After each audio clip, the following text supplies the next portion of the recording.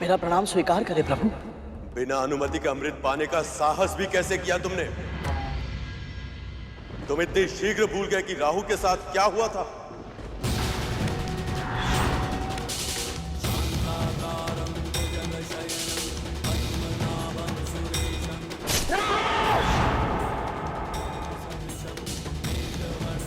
मुझे स्मरण है प्रभु।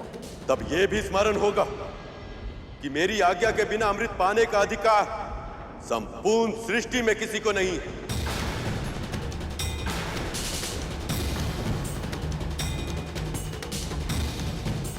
किंतु तब भी तुम इसे देवताओं से छीन लाए। क्यों? प्रभु आप तो जानते हैं मैंने ये अमृत अपने लिए नहीं, अपनी मां की मुक्ति के लिए। कारण चाहे कितना भी उचित क्यों ना हो गरुड़, तुम्हें बलपूर्वक अमृत पाने का अधिकार नहीं है।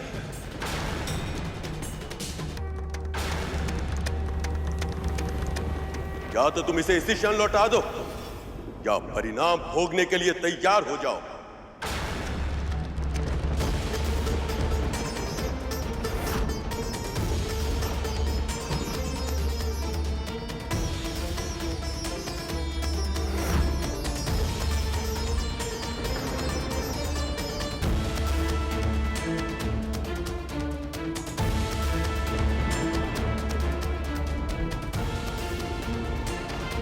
मुझे क्षमा कीजिए प्रभु,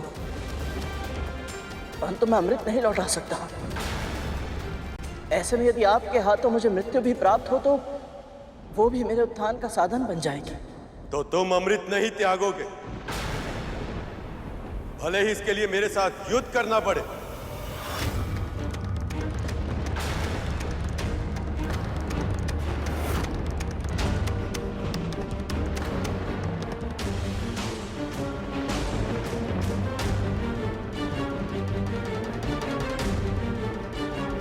प्रभु मेरी मां की मुक्ति ही मेरे लिए सबसे बड़ा धर्म है। अपने उस धर्म की रक्षा करने के लिए यदि आपके साथ युद्ध करने के अतिरिक्त कोई और उपाय नहीं है तो मैं उसके लिए भी तैयार हूं।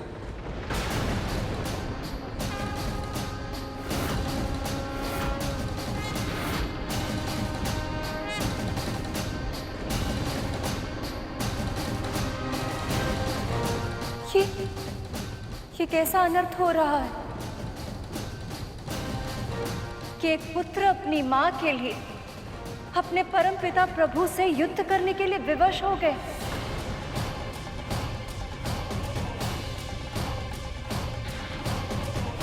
और वो परम पिता उसे समझने और क्षमा करने के स्थान पर उसे दंड देने के लिए तत्पर हो गए।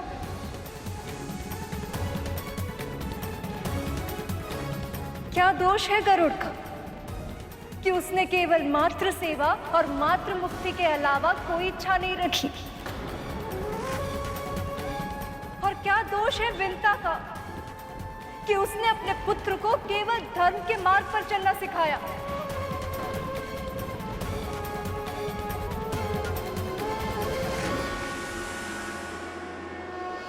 यदि भैया विष्णु से आज गरुड़ का कोई अहित हो गया तो विंता का अपने भगवान से विश्वास उठ जाएगा और फिर केवल भक्ति नहीं भगवान भी हार जाएंगे।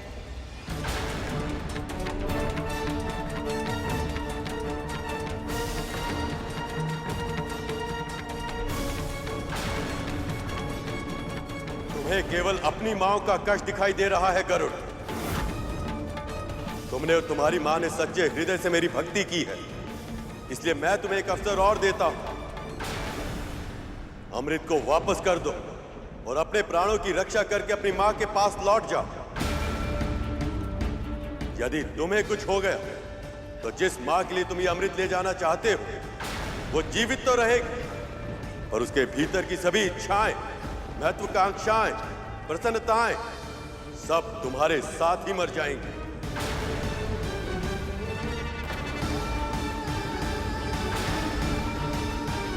तब उसका पूरा जीवन पत्थर की शिला की तरह बीतेगा। जीवन के हर सुख से हीन, निष्प्राण, निर्विकार, कोई संवेदना नहीं, केवल वेदना होगी उसके मन में, कभी ना समाप्त होने वाली वेदना।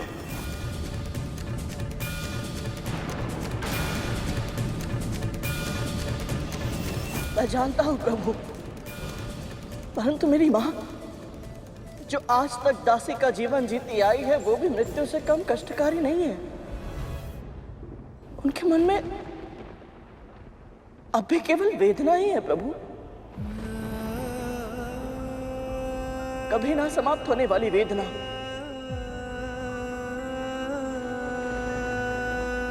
और इसके अतिरिक्त मैंने बड़ी माँ को वचन भी दिया है प्रभु कि मैं अमृत के कलश के बिना उनके पास वापस नहीं लौटूंगा। और अमृत पाने के विचार से ही वो इतनी प्रसन्न है कि उन्होंने माँ को दास्ता से मुक्ति का वचन दिया है प्रभु। ऐसे में यदि मैंने अपना वचन पूर्ण नहीं किया और उनके पास खाली हाथ लौट गया तो उन्हें बहुत कष्ट होगा प्रभु। तुम्हें केवल अपनी माओ का कष्ट दिखाई दे रहा है गरुड़, पर उन माओ का क्या, जिन्हें तब कष्ट होगा जब अमृत पीकर नाग उन्मुक्त होकर पूरे संसार में विष फैलाएंगे। क्या उन सब की पीड़ा का तुम्हारे लिए कोई अर्थ नहीं? तुमने स्वयं देखा है गरुड़, विष की एक बूंद भी कितना विनाश कर सकती है। यदि एक सहस्त्र सर्प वैसे विष को हर स्थान में फैला देंगे तो संसार का नाश नहीं होगा? क्या असंख्य माओ के रुदन से संपूर्ण ब्रह्मांड गूंज नहीं उठेगा? क्या अपनी माओ के सुख के लिए असंख्य माओ को कष्ट देना उचित है? कष्ट देना उचित है? कष्ट देना उचित है?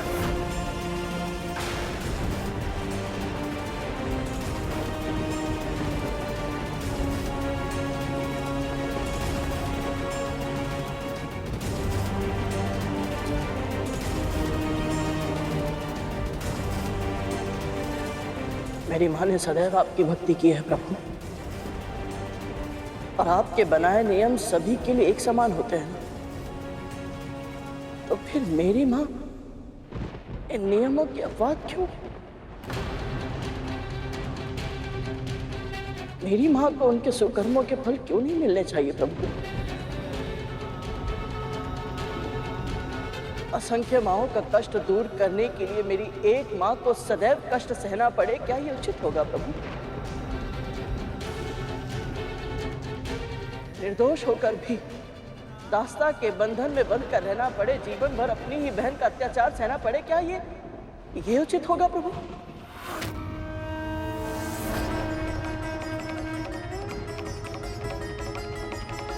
असंख्य माओं के जीवन में संतुलन स्थापित करने के लिए मेरी एक माँ का जीवन पूरी तरह से असंतुलित हो जाए, क्या ये न्याय होगा प्रभु?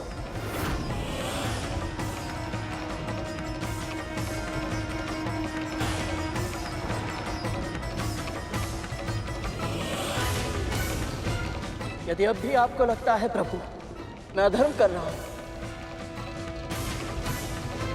तो चलाइए चक्र।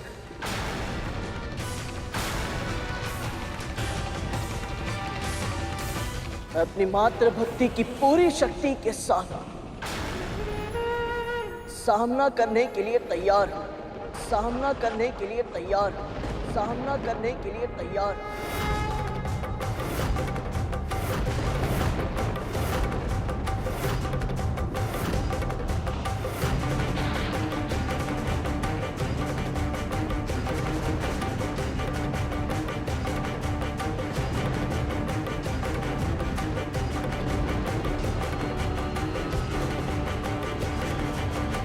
ओम श्री मात्रे नमः। ओम श्री मात्रे नमः। ओम श्री मात्रे नमः।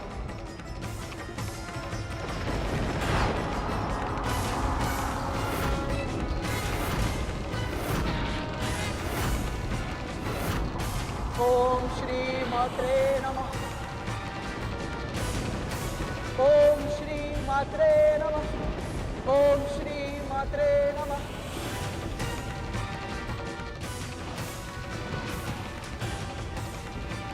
ओम श्री मात्रे नमः।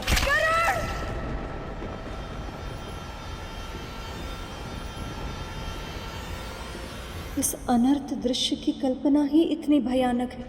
मुझे प्रभु को ये अनर्थ करने से रोकना ही होगा। ओम श्री मात्रे नमः। ओम श्री मात्रे नमः।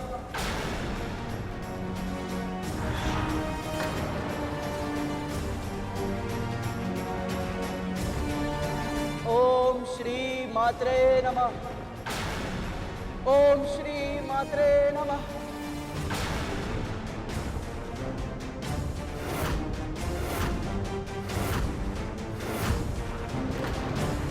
ओम श्री मात्रे नमः।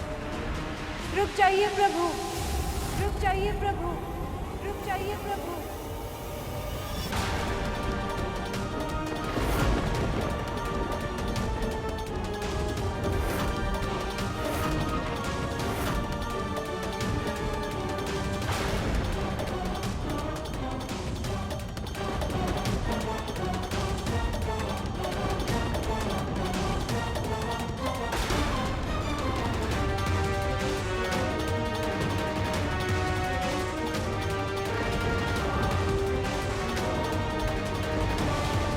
आप ऐसा नहीं कर सकते। देवी, आप हस्तक्षेप मत कीजिए। गरुड़ को सृष्टि का संतुलन नष्ट करने से रोकना होगा मुझे। आप जिस संतुलन की बात कर रहे हैं प्रभु, उसका आधार धर्म है।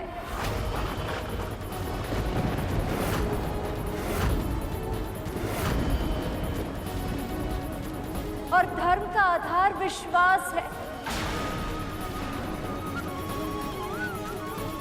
वो विश्वास जिसके स्तोत्र, विंता और गरुड़ जैसे आपके भक्त हैं। वो विश्वास जिसके साथ यदि सेवा की जाए तो प्रभु दत्तात्रेय जैसे कटुभाषी अवतार भी आशीर्वाद दे देते हैं।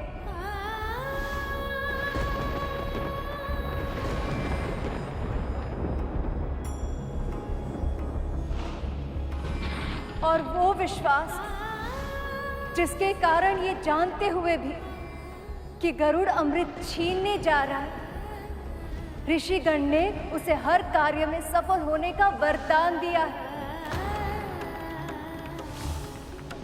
तू और तेरी माँ ने अब तक बहुत कष्ट सहे, किंतु अब नहीं। जिस लक्ष्य की प्राप्ति के लिए तू इस यात्रा पर निकला है, तुझे वह अवश्य प्राप्त होगा। आप निश्चिंत रहे पक्षीराज, इस परीक्षा में आपके धर्म की रक्षा अवश्य होगी। प्रभु, आज यदि आपने गरुड़ को दंड दिया तो ऋषिगण की वाणी असत्य हो जाएगी। भक्तों का भगवान पर से विश्वास उठ जाएगा। भक्तों का भगवान पर से विश्वास उठ जाएगा। सखी लक्ष्मी तो गरुड़ की रक्षा के लिए भैया विष्णु के समक्ष भी खड़ी हो गई। और सबसे अधिक बुरी बात तो ये हो कि पृथ्वी पर भगवान रूपी इस संसार की हर मां का सम्मान सदा सदा के लिए अपना महत्व खो देगा।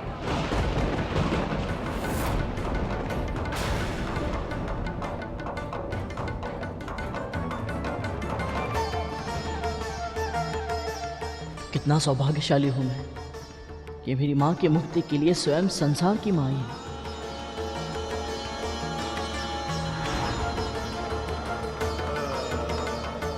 देवी, मैं आपकी और गरुड़ की भावनाओं का सम्मान करता हूं, पर मैं नागों को अमृत ले जाने की अनुमति नहीं दे सकता। अमृत जीवन का वरदान है, और यदि यही सृष्टि में मृत्युदाता विष व्याप्त करने में सहायक बन जाए तो इससे बड़ा अनर्थ और क्या होगा।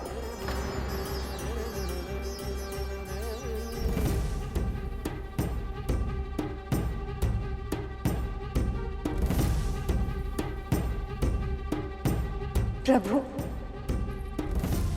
विंता की मुक्ति के लिए कोई उपाय खोजिए ना। कुछ ऐसा कीजिए ना जिससे कि कद्रू को आभास हो जाए कि उसकी मन की हर इच्छा पूरी नहीं हो सकती।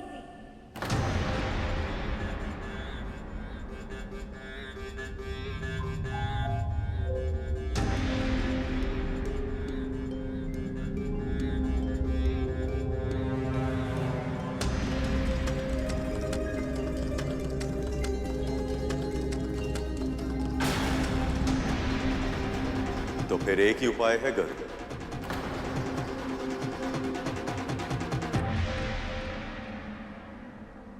इस अमृत को तुम्हें स्वयं पीना होगा।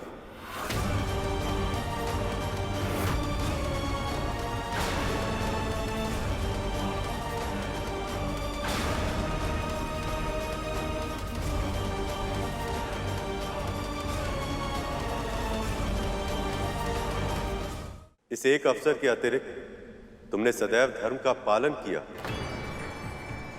इसलिए यदि तुम चाहो तो इस अमृत को पी सकते हो।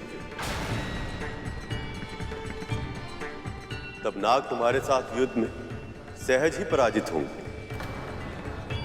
और उनकी मां कद्रू को तुम्हारी मां को मुक्ति देने में विवश होना पड़ेगा। तो ये थी सखा की योजना। अब तक जो भी हुआ वो केवल इस स्थिति तक पहुंचने का माध्यम था, बस और कुछ नहीं। तो क्या भैया विष्णु गरुड़ की परीक्षा ले रहे थे?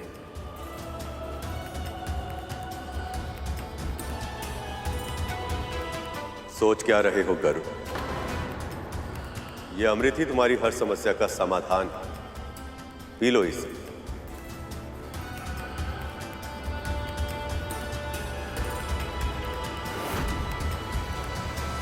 सभी दिव्य शक्तियों ने सदैव मेरे साथ पक्षपात किया है और तेरा साथ दिया है। क्यों बेटा? ऐसा क्या है तुझमें जो मुझ में नहीं है?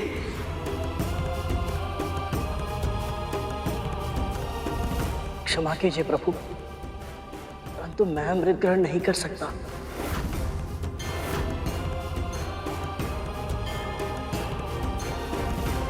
मैं इसके योग्य नहीं हूं।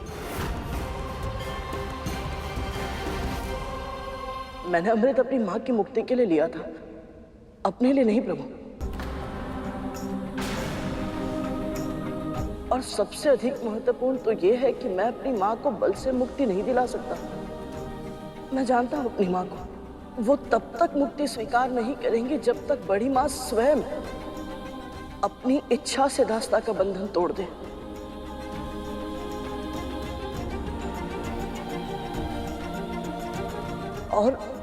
और क्या करूं? और यदि मैंने अमृत पी लिया, बड़ी मां को बहुत दुख होगा प्रभु।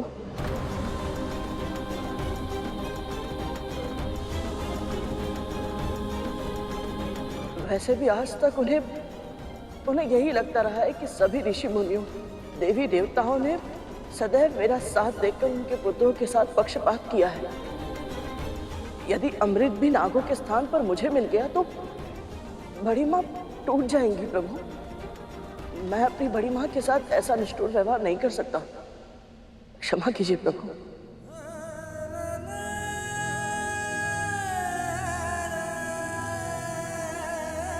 तुम विलक्षण हो गरुड़। तुम्हारे हाथ में अमृत का कलश और स्वयं प्रभु विष्णु ने तुम्हें अमृत पान की आज्ञा दी है,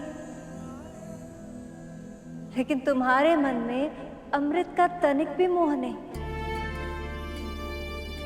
केवल इतना ही नहीं देवी, इसके मन में उस मां के लिए भी इतना सम्मान है जिसने इसकी मां को इतने कष्ट दिए हैं।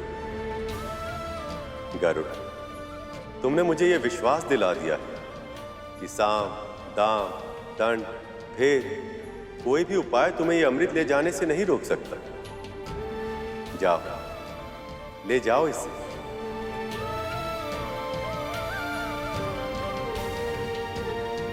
आपका बहुत बहुत आभार प्रभु, बहुत बहुत आभार।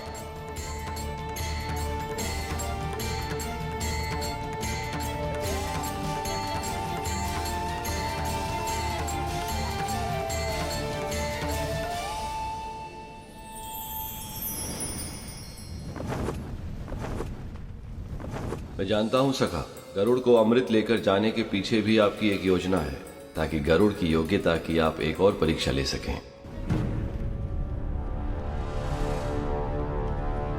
गरुड़,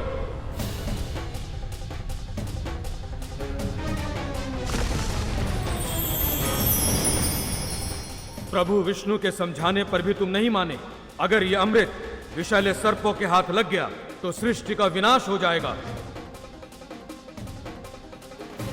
अब तुम्हारी मृत्यु निश्चित है।